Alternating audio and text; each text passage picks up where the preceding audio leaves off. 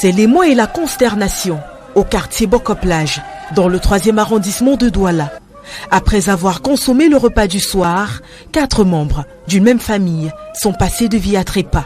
La scène se déroule ce dimanche aux environs de 21h, quand l'un des enfants de la famille dont il est question va tambouriner à la porte de la voisine pour demander de l'aide. Son père, couché à l'arrière de la maison familiale, est en train d'agoniser, tandis que sa mère et le petit dernier sont à l'hôpital pour soins. On vient derrière la maison, on voit comment il est couché, il fait comme ça, il fait comme ça. Et le ventilateur est tombé sur lui. Je prends donc le ventilateur et soulève, c'est comme ça que ses 2 frères entrent aussi. Il dit que pardon, arrêtez sa tête comme il frappe sur le sol comme ça là. Donc ils ont arrêté sa tête, mettre le pain. Le mari de ma locataire avec ses 2 frères lui ont porté et son grand garçon là était là. On le porte, met dans la voiture.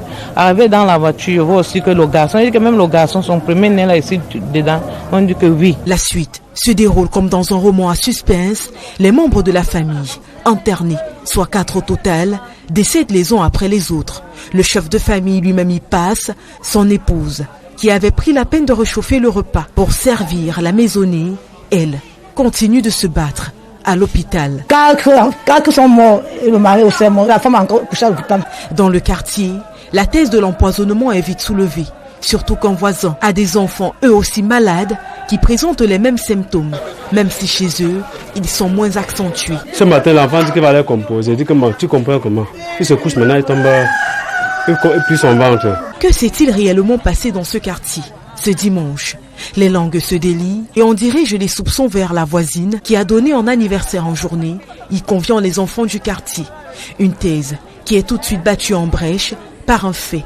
Les parents des enfants décédés n'étaient pas présents à cet anniversaire. Et réputés stricts, ils ne laissaient jamais les enfants se balader à leur guise dans le quartier. La barrière est toujours fermée. Oui, même les enfants, même pour sortir, même quand la mère voit les enfants dehors, elle les tape. Elle ne veut même pas que les enfants sortent. La barrière est toujours fermée. Même moi, je ne connais pas si c'est le conchap qu'elle a préparé. Je ne connais pas. Je ne suis même pas entré dedans jusqu'à là pour voir si c'est le conchap. Une réalité qui redirige les soupçons sur la fameuse marmite de maïs aux haricots, communément appelée ici conchap. S'agit-il réellement d'un empoisonnement? Des enquêtes ont été ouvertes en vue d'élucider cette affaire.